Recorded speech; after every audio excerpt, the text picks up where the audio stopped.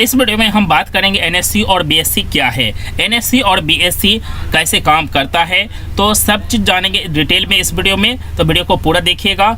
तो चलिए शुरू करते हैं। एनएससी और बीएससी हमारा इंडिया के दो मुख्य स्टॉक एक्सचेंज है। एनएससी का पूरा नाम नेशनल स्टॉक एक्सचेंज है, जिसकी स्थापना 1992 ईस्वी में हुई थी। एनएससी पर कुल 1600 से ज़्यादा कंपनियां रजिस्टर्ड है। वहीं बीएससी का पूरा नाम बॉम्बे स्टॉक एक्सचेंज है। इसकी स्थापना 1875 ईस्वी में हुई थी। इसमें कुल 5500 से अधिक कंपनियां रजिस्टर्ड है। किसी भी कंपनी को अपने बिजनेस के लिए लोगों से रुपया लेना हो तो वो अपने कंपनी के शेयर को एनएससी या बीएससी या दोनों एनएससी और बीएससी पर रजिस्टर कराते हैं और आईपीओ के जरिए अपने बिजनेस के लिए इन्वेस्टर से पैसे लेते हैं।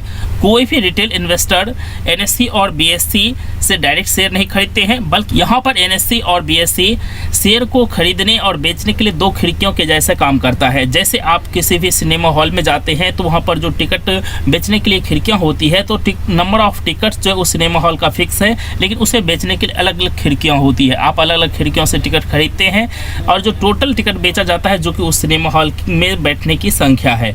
उसी तरह से जो कंपनी रजिस्टर्ड होती है एनएससी और बीएससी दोनों पर, उसके नंबर ऑफ शेयर्स फिक्स हैं। आप उसे एनएससी से खरीदिए या बीएससी से खरीदिए।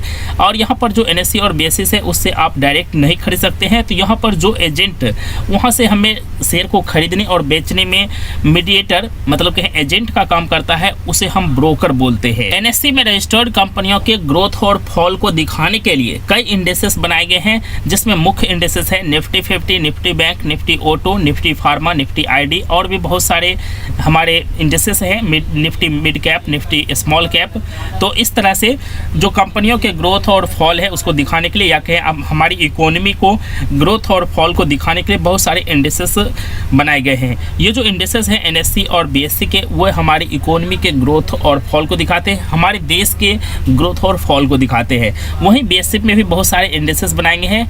S&P BSc Sensex, S&P BSc small cap, S&P BSc mid cap, बहुत सारे इंडेक्सेस बनाए गए हैं। कुछ जो इंपॉर्टेंट बातें हैं आपको ध्यान रखनी है शेयर को खरीदने और बेचते समय, कि अगर आप इंट्राडे करते हैं तो अगर आप एनएससी से शेयर खरीदते हैं तो सेम डे आप बीएससी में शेयर को नहीं बेच सकते। अगर आप सेम डे एनएसई पर शेयर को खरीदकर बीएसई पर बेचते हैं तो आपको 20% की पेनल्टी पे करनी होगी। तो ये बात ध्यान रखना है। वहीं अगर आप डिलीवरी में शेयर लेते हैं, अगर उसमें वॉलेटिलिटी अधिक है, तो आपको कंफर्म है कि T+2 पे आपको शेयर मिल जाएगा, तो आप सेम डे खरीद करके वहाँ पर बेच देते हैं बीएससी पे। तो वहाँ पे अगर शेयर आपको मिल गया तो ज़्यादा प्रॉब्लम नहीं है, लेकिन अगर T+2 डे बाद बेचते हैं आपके डीमैट अकाउंट में आने के बाद शेयर, तो कोई दिक्कत नहीं है। लेकिन हमारी जो सलाह है कि आप शेयर अगर एनएससी में खरीदते हैं तो एनएससी पे ही बेचें, आप बीएससी में खरीदते हैं तो बीएससी पे ही बेचें। आप पहले ही सेलेक्ट कर लें आपको जो ट्रेडिंग करनी है, जो इन्वेस्टमेंट करनी है, उसके लिए स्टॉक्स को एनएससी पे सेलेक्ट करना है या बीएससी में। दो स्टॉक एक्सचेंज में एक को चूज कर लें तो ज़्यादा बेहतर है। तो उम्मीद करता हूँ कि ये वीडियो आपके लिए हेल्पफुल रहा होगा। अगर कोई भी क्वेश्चन हो, कोई भी डाउट्स हो आपको स्टॉक एक्सचेंज के बारे में जो एनएससी और बीएससी है, और साथ ही आपको ये भी बता दें कि इंडिया में बहुत सारे स्टॉक एक्सचेंज है। मुख्य स्टॉक एक्सचेंज मात्र दो हैं, एनएससी और बीएससी। अलग अलग शहरों में इंडिया के कई और भी स्टॉक एक्सचेंज है जहां पर शेयर की ट्रेडिंग होती है, शेयर की खरीद बिक्री होती है। अगर आपका कोई भी क्वेश्चन हो तो आप हमसे पूछ सकते हैं, और कोई सलाह हो तो वो भी लिख सकते हैं। तो उम्मीद करते हैं वीडियो हेल्पफुल रहा होगा। तो वीडियो को लाइक और शेयर कीजिएगा। चैनल पर पहली बार आए हैं, चैनल को सब्सक्राइब करके बगल के बेल आइकन को दबा दीजिएगा।